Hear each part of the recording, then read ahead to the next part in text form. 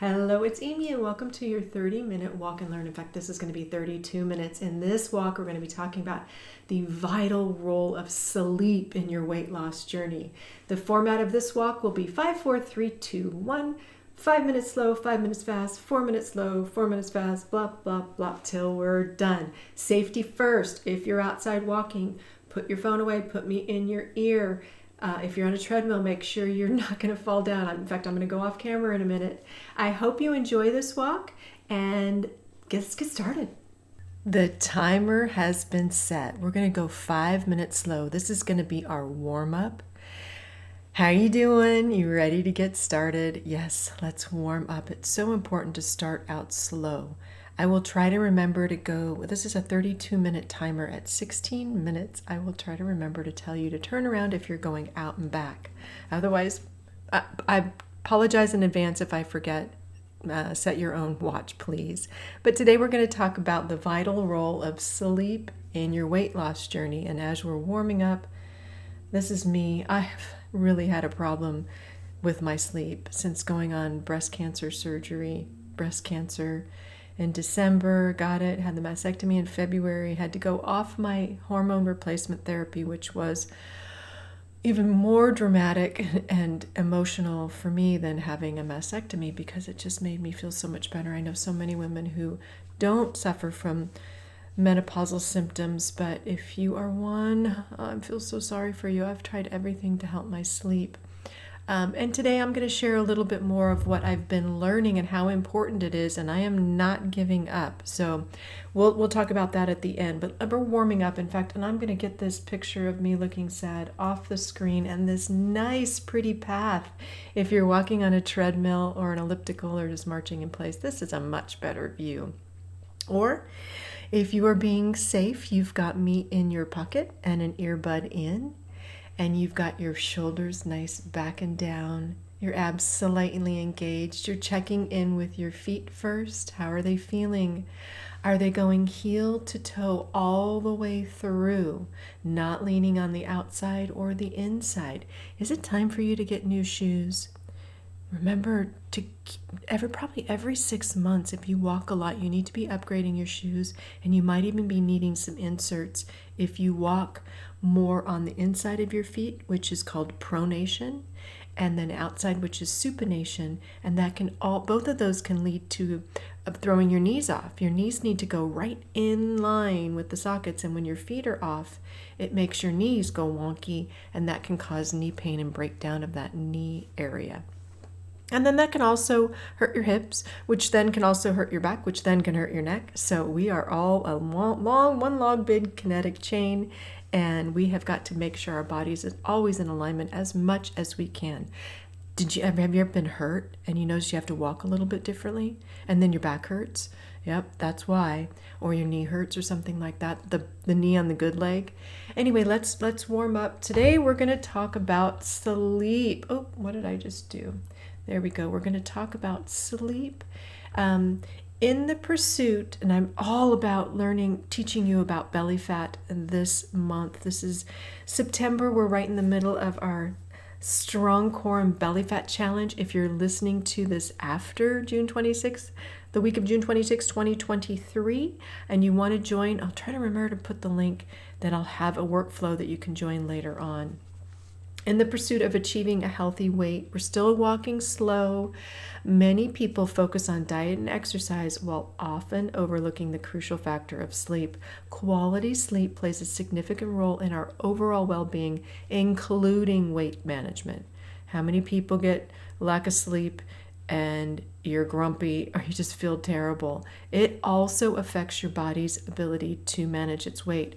Research has consistently shown that insufficient or poor sleep, not getting enough, or it's not good sleep, which is my problem, can hinder weight loss efforts and even lead to weight gain. Oh no.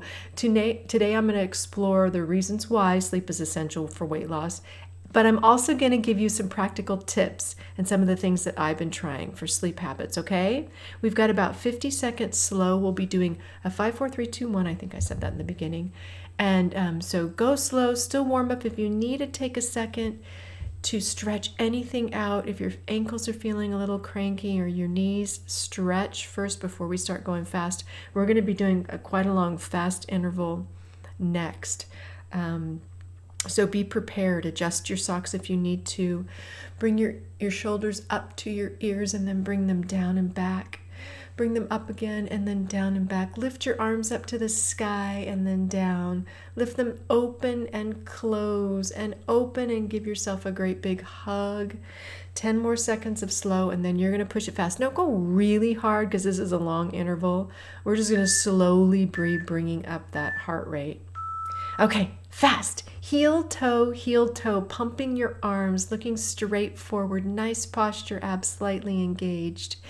Use the glutes too with the push off, and use your glute muscles. Get the most out of this fast interval to really get the blood flowing, the heart pumping, the muscles working, the joints working and getting lubricated.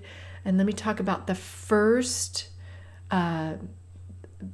way and the first impact of what lack of sleep, good quality and quantity sleep, has on your body. The first one is hormonal imbalances. Sleep and hormones are closely interconnected. When we're sleeping, our body is restoring everything, and insufficient sleep disrupts this balance of particular hormones. This one I'm going to talk about now. I'm going to get to another couple of hormones later, but it's regulating everything. The particular one I want to talk about is ghrelin and leptin. Ghrelin is often referred to as the hunger hormone. I think of gremlin and I see this I used this little gremlin when I talked about sugar. And you get this hunger, if you don't eat for a while and you let your blood sugar drop, you get what they call hangry. And ghrelin is that hunger hormone, and that increases your appetite. And there's another hormone called leptin, which is the satiety hormone, which tells us that we're full. So lack of sleep leads to elevated ghrelin levels, causing us to be hungrier, and then craving those high-calorie foods. That's another aspect of ghrelin. While reduced leptin levels, because we didn't get enough sleep and we didn't get our hormones balanced, cause those go low, and then we're hungry. This hormonal imbalance can make it really challenging to lose weight, because we're going to fight. Our body just is going to want all those unhealthy food choices, and then we won't be able to control our portion size because we don't know that we're full. Keep going fast. We're about halfway through this fast interval. Does that make sense to you? Balancing your hormones, and particularly the ones that control your appetite and how full you feel. That's a big one. This next one, this is going to take me a minute to get into and explain. It took me a while. To really understand it. In my research of belly fat, it was really a new learning to me. Sleep deprivation also disrupts the balance of the hormones that regulate the blood sugar, and particularly insulin. So we've got ghrelin and leptin, and another hormone. I always think of hormones as the sex hormones, progesterone, estrogen, and testosterone, but there's other hormones. Insulin is one of them. When you eat carbs, anything that's a carbohydrate, your body breaks down them into simple sugars. They're good for your body. Your body needs carbohydrates. If you've been on a low carbohydrate diet for a while, you know what I'm talking about. These simple sugars are absorbed into the bloodstream to use as energy. The brain needs a constant flow of sugar, glucose, constantly. It's going to do everything in its power to get that. So, but let's talk about this insulin. I'm going to get distracted. We got a little over a minute. I'm going to get through this. As the blood sugar level rises in your body, the pancreas releases the hormone called insulin. Insulin is required to open up your cells so that the sugar can get into your cells from your blood, okay? that's the only way it can be used as energy. If it's floating around in your blood, it's not being used as energy. It can't be used as energy. You need insulin. Type 1 diabetics, their pancreas doesn't secrete insulin, so they have to shoot insulin into their body so that the cells can unlock and use that blood blood sugar that's in their blood, okay? We've got about 30 seconds of fast. I'm going to take a deep breath and let you focus on this fast. I think I'll get through this. That's my concern, is not being able to get through this, but I think I will. Drink of water while you go 15 seconds fast. You should be warmed up, and you push it this last 15 seconds because we've got a long, slow interval for you to recover. 5, 4, 3, 2, and slow. Take a deep breath in. You should be nice and warm, but this still would be a good time to stretch out anything that might have been a little cranky during that fast interval. Taking a little stretch, resetting your posture. All right. So this is what I learned, and that I didn't realize that sleep deprivation can negatively impact your body's ability to effectively use this glucose. This can result in the glucose tolerance and glucose intolerance, reduced glucose tolerance, meaning that the body has difficulty processing and clearing glucose from the bloodstream, okay? This impaired glucose metabolism that's happening here can lead to higher blood sugar levels. So what's wrong with that? What's wrong with higher blood sugar levels? If you've ever been to the doctor and they said, oh, you've got to keep your blood sugar down.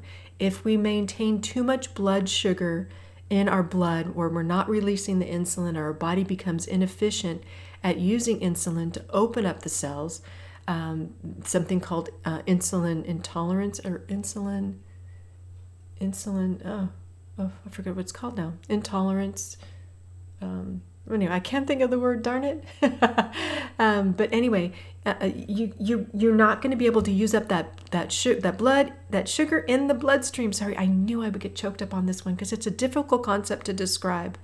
And I've got some notes, but let me see. So too much sugar in your blood can lead to things like blindness, neuropathy, heart problems, all sorts of, it just starts, the sugar in your blood just starts eating away at your body. So it's super important to keep that blood sugar at a minimal rate. What also happens, and while we're here, is when there is a lot of excess blood sugar in our bloodstream, it signals our body to put that sugar into storage because it might need it later. This is the true impact of belly fat right here. We can store some of the sugar in our liver and in our muscles. However, when those things are full, guess where it gets stored at? Fat. Yep, excess fat. This, of course, is the cause of weight gain and the cause of type 2 diabetes. People that are heavy tend to have type 2 diabetes because they've got more fat and more places to store that blood sugar, so it stays there right in the fat, okay? If you've known anybody that's had a blood sugar problem, and type 2 diabetes is reversible by cleaning up your diet and reducing your weight. I've had many people go completely off any blood sugar medicine or get really good results of their blood sugar the next doctor visit when they've reduced their weight. Okay, this is something, it's something that I'm going to be digging into, not for weight management, a little bit. Yeah, I'm noticing a little bit more belly fat because of my lack of sleep. But I do have a problem with sugar. I think I have it on the other extreme where I'm hypoglycemic, where my blood sugar drops very low and I get the shakes and things like that. I've done some testing over the years. I bought myself a glucose monitor where I pricked my finger and tried to measure that. But I'm thinking about 15 minutes more of slow. I'm thinking about experimenting with one of those continuous glucose monitors. They're kind of expensive, but I think I might do that. If anybody's done that, I'd love to know your results. All right, now we're down to 4 minutes fast. Down the slope, 4 minutes fast. Deep breath in and push off heel toe, heel toe, heel toe, squeezing the glutes, shoulders back and down, pumping your arms, getting the most out of this 4 minutes of fast. I'm going to take a deep breath in. Good. Okay, the next thing is sleep's impact on muscle recovery and exercise performance. Keep going fast. Regular physical activity is an essential component of any weight loss plan, of course, duh. We got to keep moving. However, without sufficient sleep, the benefits of exercise may be compromised. Did you hear that? I think in a blog post a couple years ago, it was last year on the habits of fit women. The first one is they don't prioritize exercise over sleep. They don't set that alarm. And if they've gone to bed at 11 o'clock and set their alarm for 4 o'clock in the morning just to fit that exercise in because they have a busy day, wrong. You need to get your sleep in first. Sleep over exercise. You hear that? During sleep, our bodies undergo muscle repair and growth processes, and lack of sleep can impair muscle recovery, leading to decreased performance and an increase of risk of injury. And if you're injured, you can't exercise. So it's a vicious cycle. Moreover, when you're tired from poor sleep quality, it can really reduce your motivation and energy levels. How many of you, when you're tired, feel like exercising? A lot of the time it does help, but it does make it harder to engage in physical activity consistently. So sleep, important for muscle recovery and exercise performance, hands down. All right, the next one, we've got 2 minutes fast. How you doing? Keep pumping those arms.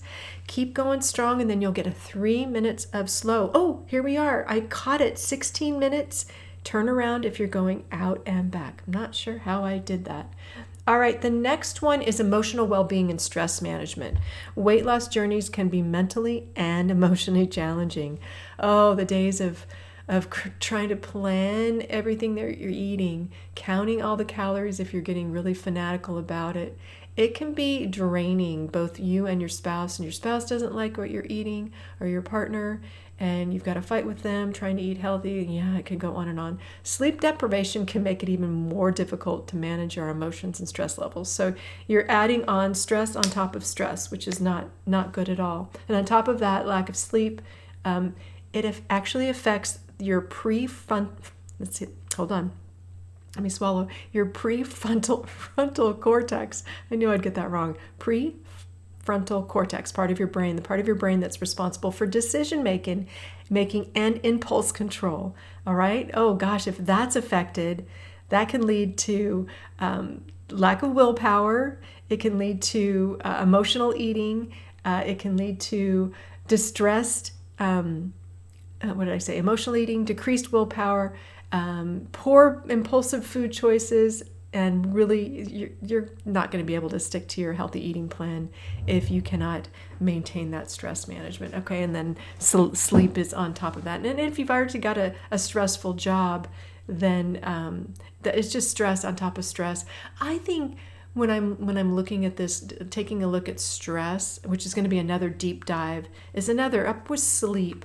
Stress is another deep dive of belly fat, even higher than nutrition and exercise. I would put sleep, stress, nutrition, then exercise. Okay, 4, 3, 2, missed that one, and 1. Now go slow. Hopefully that was a good fast for you. We've got 3 minutes slow, 3 minutes fast, 2 minutes slow, 2 minutes fast, 1 minute fast, 1 minute slow, or the other way around. Okay, so where are we at? We're more than halfway done. I'm going to make sure I get through. Oh yeah, I'll get through all of these. We're going to talk about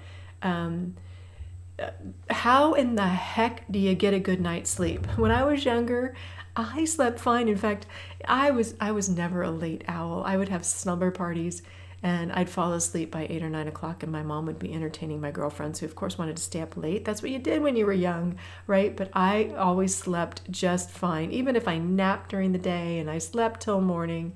Then guess what? Menopause hit. What the heck? The hormone replacement therapy that I went on I tried to get through it for 2 years. I tried everything. The big thing for me was anxiety and hot flashes and insomnia. Those were the big things on top of dryness.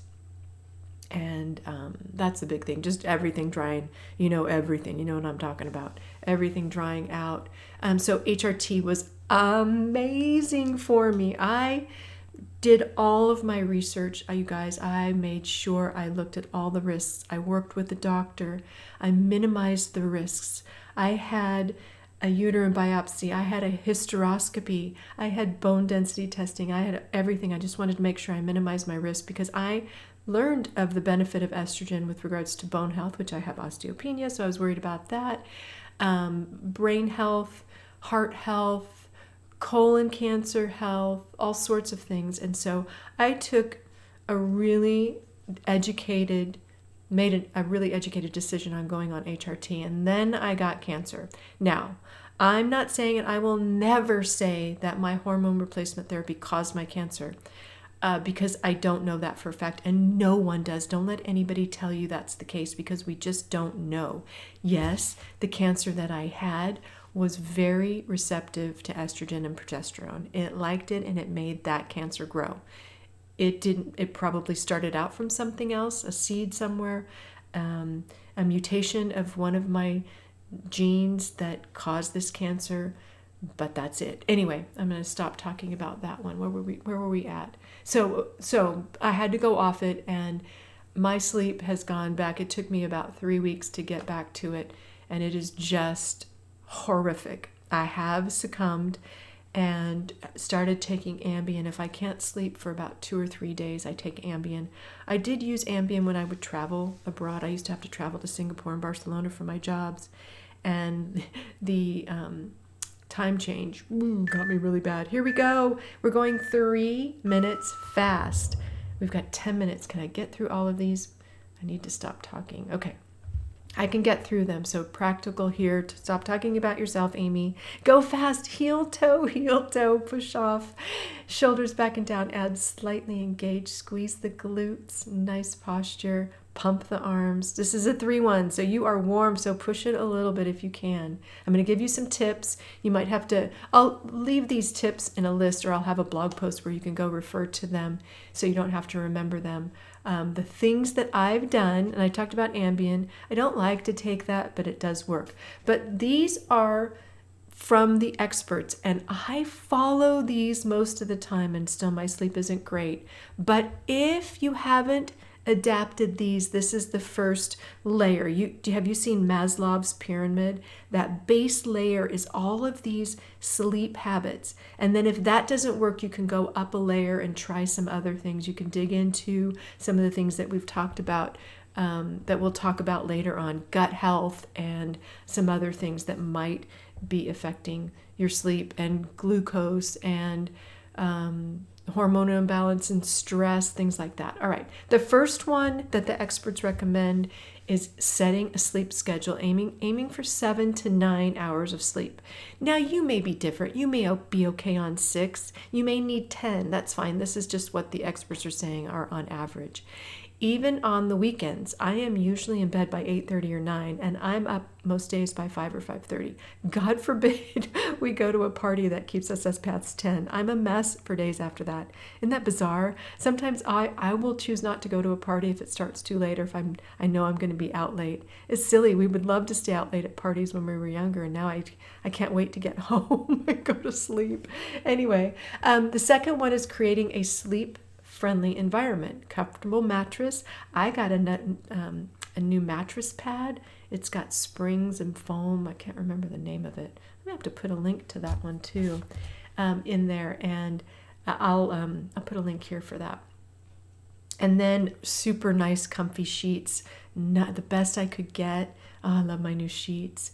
And where am I at? Okay, darkness and noise reduction, and check on that. I can get that, except when my cat wakes me up. Whiskey was kind of bad when we had our little dog Whiskey. Keep going, about 20 more seconds fast. There have been times when it's been bad. My husband's got his allergies and he's snoring. He goes to the guest bedroom. So do what you can to have a nice sleep environment. 10, 9, fast, fast, fast. 6, 5, 4, 3, 2, and 1. Go slow. This is just 2 minutes. You don't get much, and then we're going to go fast again. The next thing is to limit your exposure to your electronic devices before you go to bed, as the blue light emitted can disrupt your sleep. I was shocked at the statistics for this one. Studies show that 2 or more hours of screen time in the evening can seriously disrupt the melatonin surge that you need to fall asleep. How many of you have your Kindle or your book on your device? I do have a Kindle, but I've got that Paperwhite. They do have ways that you can turn off that blue device, or you're just scrolling aimlessly on your phone, or you're watching TV. I think the TV is a little different. It's a little bit further. You might want to look at blue light glasses. I've never tried those. Or just turning things off a minimum at least 1 hour to get that melatonin surge that you need to be able to fall asleep, okay? Falling asleep is not really a problem for me. It's staying asleep. How many of you feel the same way? Little less than a minute slow. Take a deep breath in. Let those muscles relax. Pull those shoulders around. The next one is practice relaxation techniques such as deep breathing, meditation, or reading before you sleep. I've been posting a lot about this, and someone else mentioned a warm bath in lavender. For some reason, I can't bring myself to take a warm bath every night. It just, the cost of water here in Southern California is crazy. But I do use lavender oil. I put that on the bottom of my feet. I put some really nice lotion, and I have this little ritual of massaging my feet. There are some pressure points in your Achilles Achilles tendon. My goodness.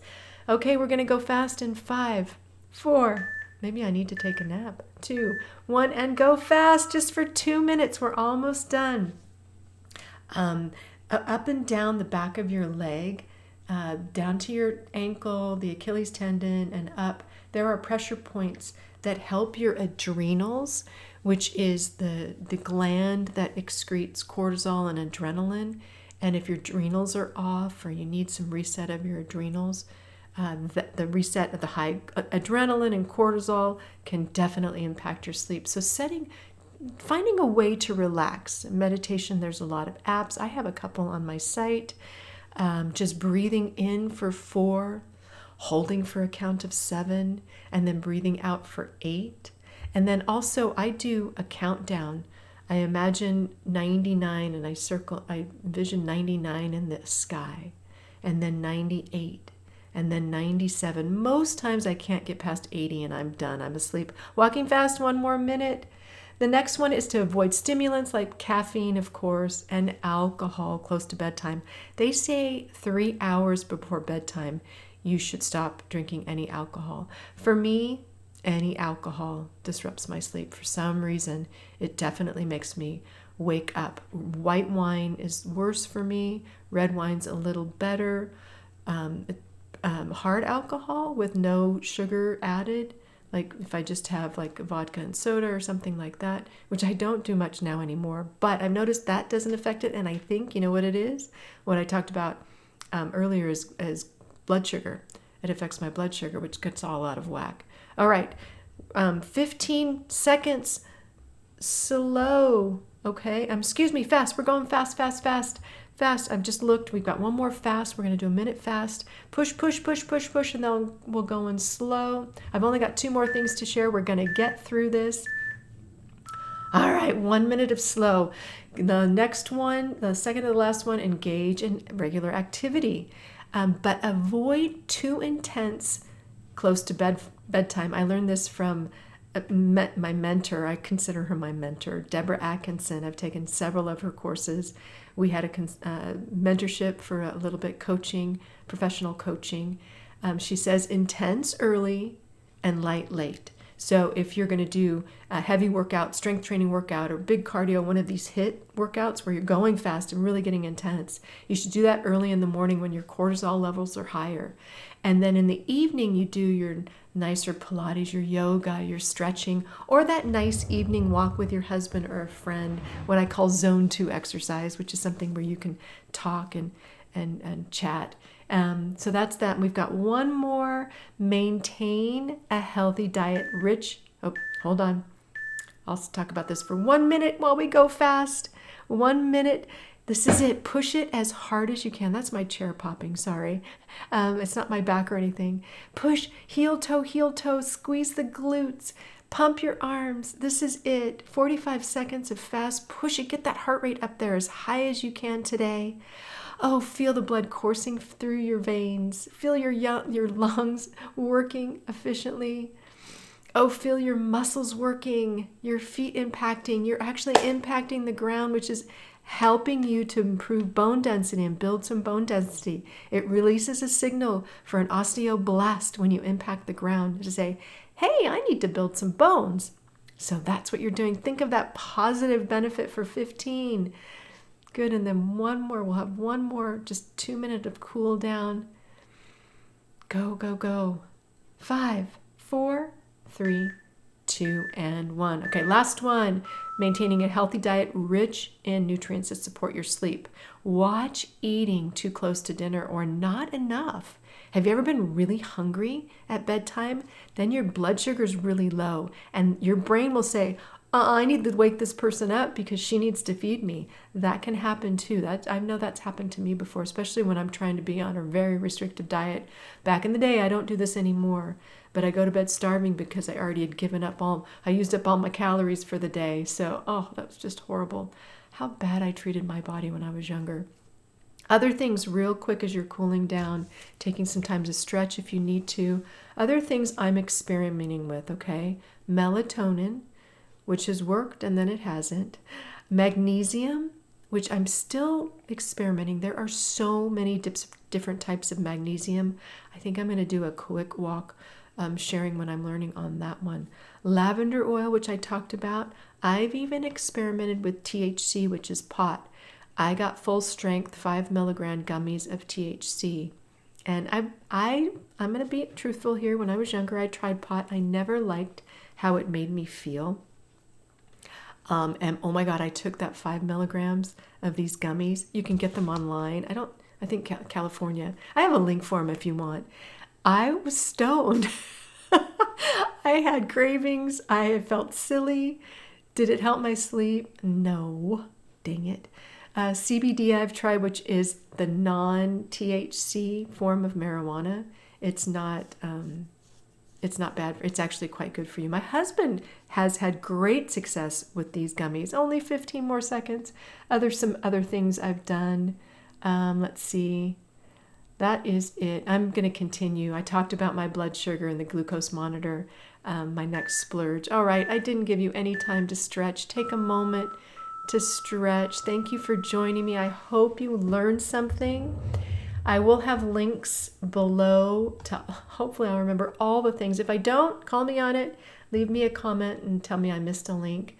And hopefully it'll stir up some things. If you have something that's worked for your sleep postmenopausal, share. I am all for learning from everybody. How did that feel, learning something while you've got a planned walk where you're walking faster than slower, you're warming up, you're cooling down? I thought this was a great idea. If you like this, give me a thumbs up and let me know and I'll do some more. Make sure you subscribe so you get notified when they're there, or leave me a comment of what you liked about this video. Otherwise, I'll see you in the next video. Bye.